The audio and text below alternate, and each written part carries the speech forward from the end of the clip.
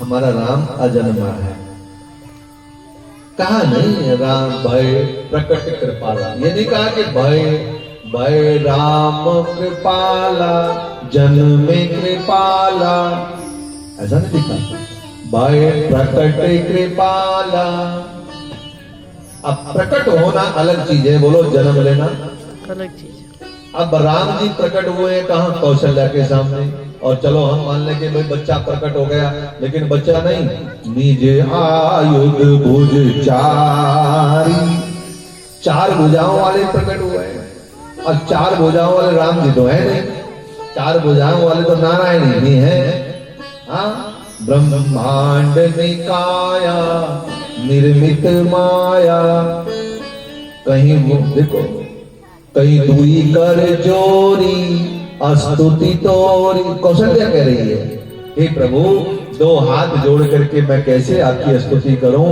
आप अनंत हैं, सारे ब्रह्मांड के एक छत्र सम्राट हैं, मैं हाथ जोड़ करके आपकी स्तुति कैसे करूं? भगवान ने कहा, देखो कौशल्या, पिछले जन्म में तुमने बहुत तपस्या की, साधना की। जब मैं प्रकट हुआ था मैंने तुमसे कहा था कि क्या चाहिए, तुमने मांगा था कि तुम्हारे जैसा पुत्र चाहिए। देखो, एको अहम द्वितीयो नास्ति न भूतो न भविष्यति, मेरे जैसा कोई और तो है ही नहीं, इसलिए इस जन्म में मैं ही तुम्हारे घर में पुत्र बन करके आया हूँ, तुम्हारे सामने खड़ा। माता कौशल्या ने कहा, पुत्र बन करके आए हो तो ये शंख चक्र गदा पद्म लेकर के आए हो, इतने कौन कहेगा 7.5 फुट की लंबाई है, कौन कहेगा तुम मेरे बेटे हो? और अगर पुत्र बन करके आए हो तो की जय शिशु लीला, छोटे से शिशु बन जाओ और लीला करो। हाँ, ये छोटे से बालक बनो ना। जैसे ही स्तुति की, प्रार्थना की माता ने की, छोटे से नन्हे से बालक बन जाओ। और देखते ही देखते भगवान ने कहे वचन सुजाना रोदन ठाना, होए बालक सुर भूपा।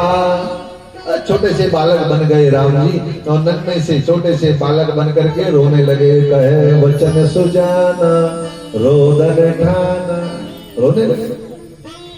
अब जैसे ही रोने लगे, इधर कौशल्या तो आनंदित है, भगवान मेरे घर में पुत्र बन करके आए हैं। आज कौशल्या की प्रसन्नता का तो ठिकाना नहीं है। जैसे ही बालक रोने लगा तो तभी